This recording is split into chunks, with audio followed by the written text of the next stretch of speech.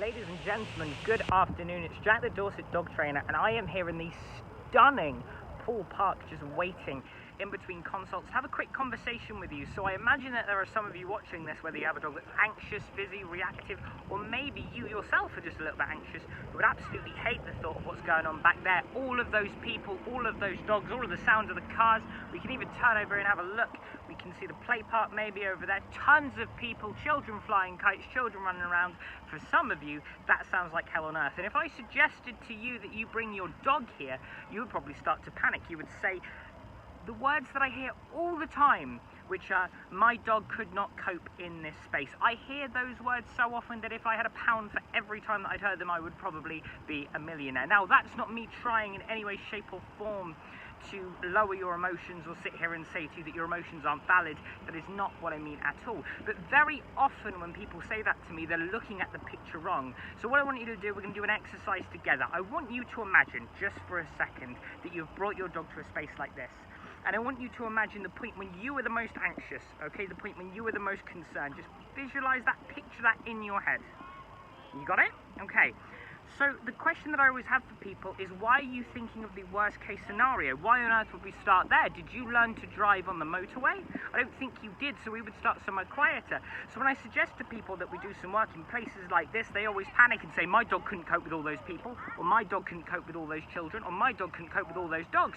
But we're not thinking about working in this space right here. We'd be starting somewhere over there. Behind me. I can't even do the thumb thing. There we go. Behind us. There's a couple people there, sure, but it's quieter, it's safer, it's wonderful. And the thing is, as well, is that we can still see all of this stuff around, right? Your dog is still going to be able to see all those people and all those dogs and all those noises and sensations, but we're not right up close. Your dog isn't being exposed and overwhelmed by those things. See, we don't start getting our dog used to situations, getting our dog used to new spaces, building their confidence, teaching them to process right in the thick of it. We do it on the edge. We do it just at the point where they can see and they can process. So I don't want you to start thinking that your dog can never do anything, because what happens when we start saying the words, my dog can't cope, is that we imply that they can't cope with anything in this space. And for most dogs I work with, I won't say all, but for most dogs I work with, that just isn't true. So the next time you sit there and say that you don't think your dog can cope in a space, think about the worst case scenario that you have in your mind, because I guarantee it is the worst case scenario, the busiest scenario, and think about a way that you could make that environment work for you. Could you be on the outskirts of a car park watching? Could you even have your dog in the car just looking out the window to begin the process of them getting used to it? Because look, at the end of the day, you might not want your dog to get used to the stuff going on behind me. That might be something you're not interested in at all.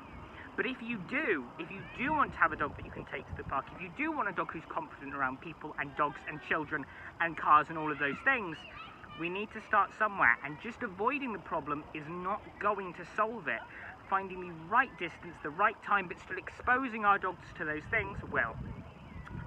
On the topic of building a solid plan for your dog, I'm running something called the Anxious Dog Academy that I'm soft launching this month, and it will be officially launched in June, but there is an introductory price and an introductory offer for that.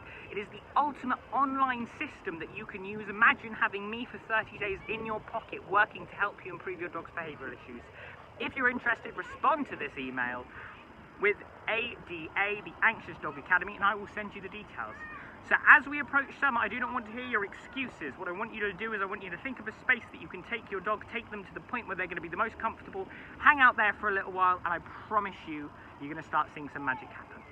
I'll chat with you again soon, team. Bye!